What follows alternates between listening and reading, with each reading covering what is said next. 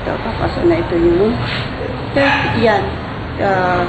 Building 13, room, unit 41. Yan. Yan, sandali. Tingnan muna natin yung, yan. Nakikita mo sa diba.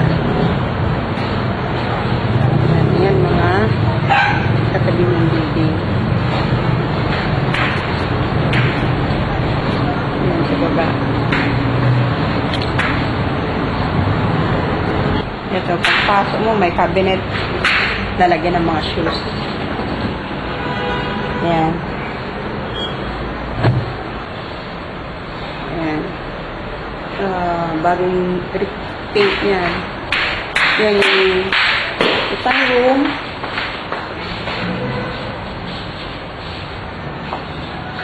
Yan. Bereka. Yan. Ito, nandito na sa isang room. Bali, dalawa ang bintana. Both sides. Ito yung cabinet. Meron install na yan na cabinet. Yan. Bali, yan ang space mo. 2.5 meters siguro itong floor for, for bed. Ito, malaki masyado. Yan yung cabinet.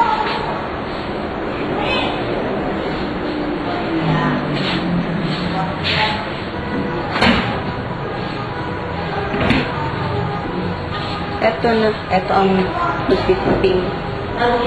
Ito, bintana, indoor, palabas. Ito, magiging sala. Ayan, may hindi na tinanggal yung huling may area yung cabinet mo. Diyan mo ilalagay yung dining mo. Etong space na to ay salas. Tapos, ito pa yung isang bedroom. Bali, dalawa yung magkatabi. Isa, dalawa. Pareho din ang size yata. May cabinet na rin siya. Pero dito sa isang room, isa lang ang bintana. Yan, may cabinet na rin siya. Big cabinet. Ito naman ang overlooking nung isang room. Building pa rin yan. Dito mo to. Tapos, ito, na yan. Yung building na yan, tenement ang tawag dyan. Government housing nung pang-era ni Juan Marcos. Si Imelda Marcos ang nagpagawa niyan. Malaki rin yan.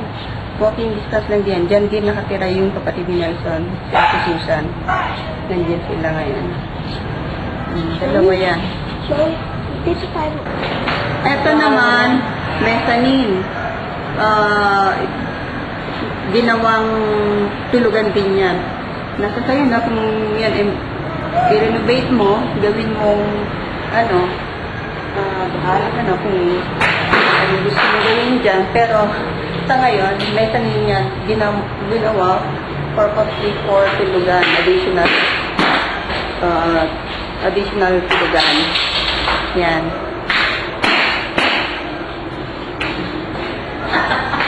Yan, ginawang hagdan. Ayan, yung hagdan niya, papunta sa taas. Yan, maliit lang yun, pero pwede mong palitan yan pagandahin. Kasi, nakaharang siya sa may CR naman. Ito, yung lababo mo, may cabinet din siya. May tubig na rin yan.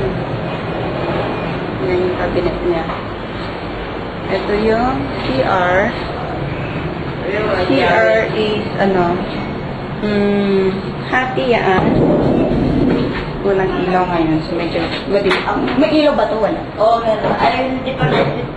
March. Sita nila yung yan. Ayos yung ilaw pag Ayan. Lamusta lang. Ayan na, nakinig na. Yan, shower na. Malik na bintana. Tama lang to sa'yo kasi for cute people lang to. For cute people, maliliit na tao. Ito yung bowl mo. Bowl.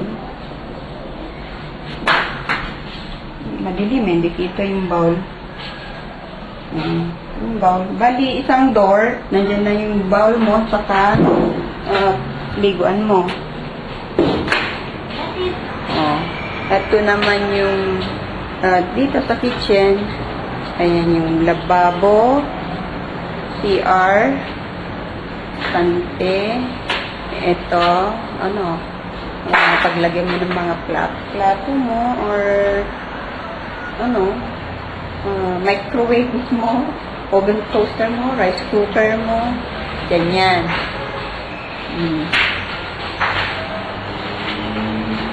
Tapos,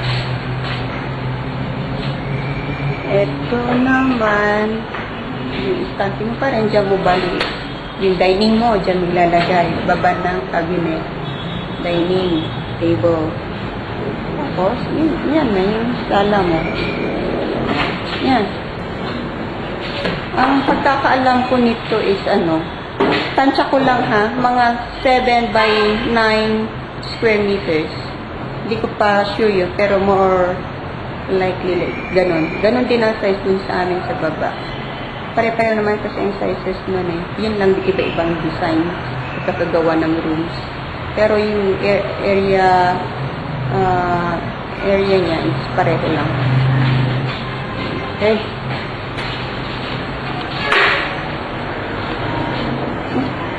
May natin. Oh. Ay, nako, nandito ako sa mezzanine. Hindi ka pala pwedeng tumayo. Parang talagang higaan mo lang ito. Higaan lang. Ay. Pero ayos lang kasi nandito ka sa taas. Gawin mo ang gusto mong gawin dito sa taas. Wala makakakita sa'yo. Dito kami sa mezzanine. Ayan ang sa baba. Oh. Yan. May extra pang model.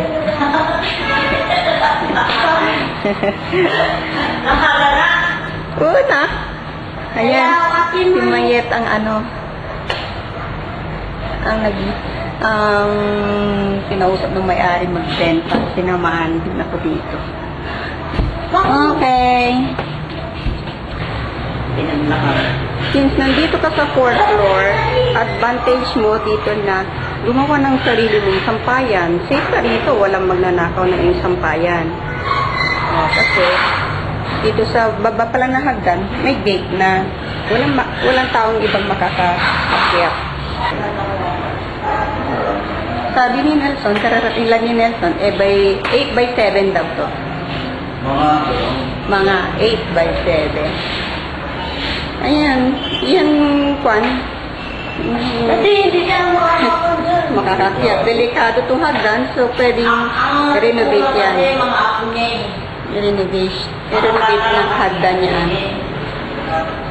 Bata lang ang pwedeng umakyat dyan. Kakapaw. At kung palalagyan na dyan, pwede na matanda dyan. Kasi SM may mezzanine siya.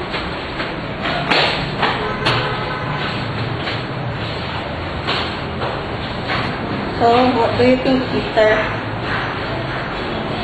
Go, go, go na. Mayet. Paglabas mo ng building, marami ng pagkain. Ayan. Palamig naman dyan. Ayan na doon. Ayan na kayo, May. Para sa dyan. Ayan. Yan sa mga men. Ano yan? Ano yan? Pugo, hotdog. 1 day old chick ba yan? Yan, type mo yan, di ba? Kainin. Ayan, o, iprito dyan.